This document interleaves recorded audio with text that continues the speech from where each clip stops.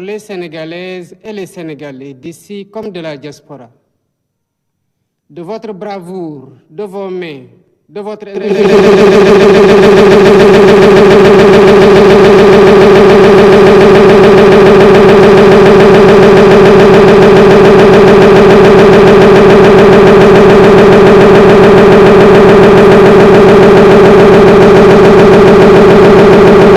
et ma responsabilité au plus haut niveau.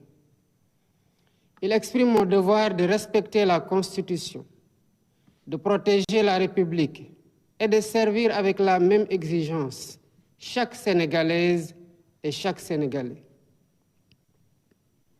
Cette fidélité au serment s'accorde avec une fidélité tout aussi essentielle, celle qui lie notre action au projet de transformation que nous avons porté devant le peuple.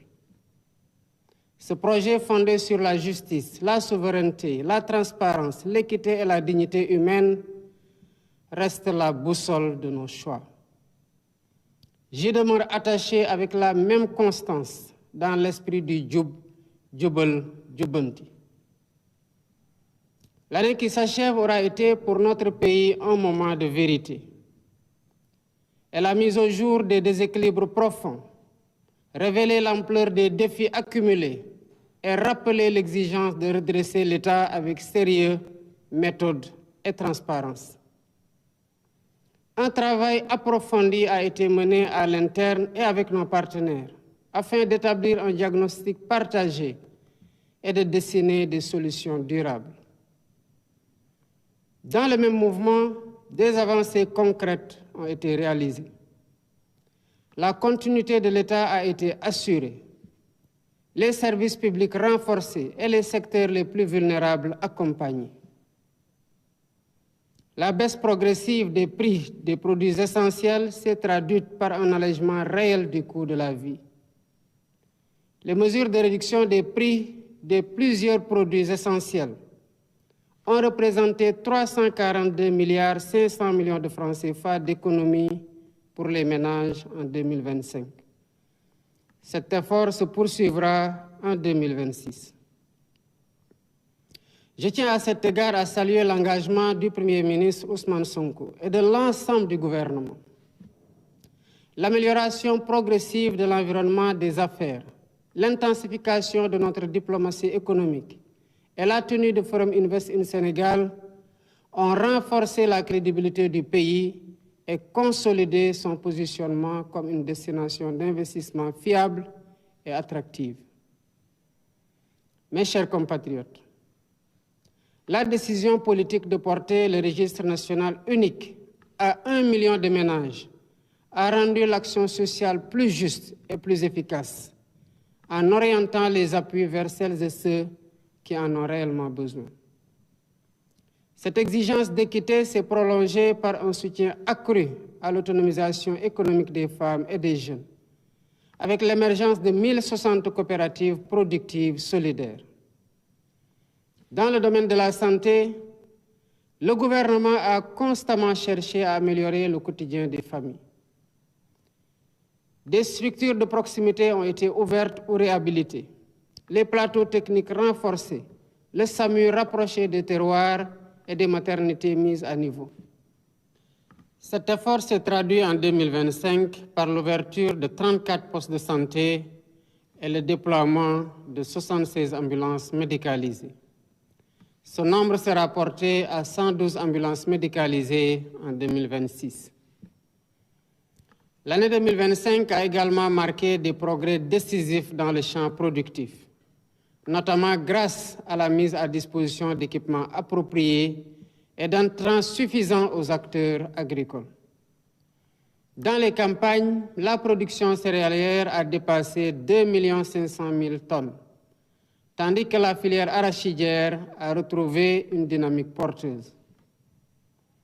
L'industrie a connu un tournant avec la relance de la Sonacos, après 2 années d'arrêt, recréant plus de 2300 emplois directs. Cet effort se poursuivra en 2026 grâce à une dotation de 25 milliards destinée au renouvellement de l'outil de production. À l'échelle nationale, plus de 8000 petites et moyennes entreprises ont été accompagnées, permettant de consolider ou de créer près de 130 000 emplois directs et indirects. Mes chers compatriotes, préparer l'avenir signifie aussi investir dans la jeunesse et dans le savoir.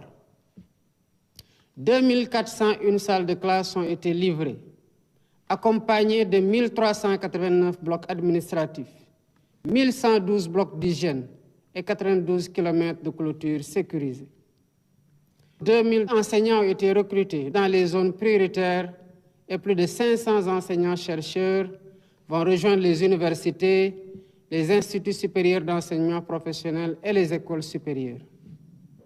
8 nouveaux ISEP vont renforcer l'accès à une formation professionnelle supérieure de qualité, tandis que les réformes des curricula, l'intégration des DARA dans l'éducation nationale, la réorientation vers les sciences, les technologies et les formations professionnelles et numériques vont accompagner cette transformation.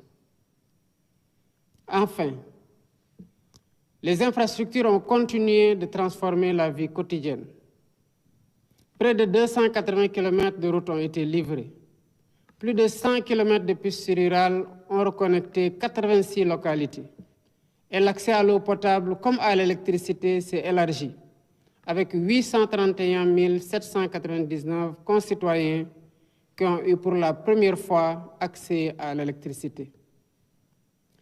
Ces résultats, parmi d'autres, rapprochent les familles, soutiennent l'activité économique et redonnent souffle à des zones longtemps enclavées.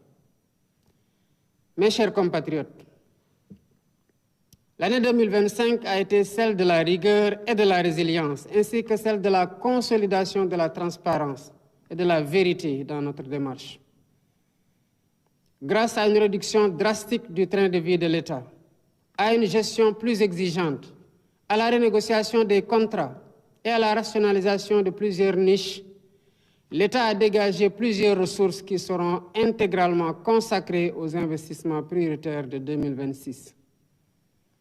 L'année qui s'ouvre sera ainsi celle de la relance effective de l'investissement public. Dans l'éducation, afin d'accélérer l'éradication des abris provisoires et améliorer les conditions d'apprentissage, 29 milliards sont prévus au titre de l'année 2026, sur un budget global de 62,8 milliards destiné à la construction et l'équipement de 2500 salles de classe, 300 blocs administratifs, 50 000 mètres linéaires de clôture et 480 blocs d'hygiène, entre autres. L'enseignement supérieur et la formation professionnelle et technique ne seront pas en reste, avec un budget prévisionnel de 31 milliards pour la construction, la réhabilitation et l'équipement des bâtiments dans les universités notamment. La santé bénéficiera d'un effort majeur, avec 91 milliards de francs CFA destinés à la construction de 35 centres de santé de proximité de grand standing, à l'achèvement de l'hôpital oncologique de Diamniadio et au renforcement des plateaux médicaux sur l'ensemble du territoire national. L'accès à l'eau constituera une priorité stratégique.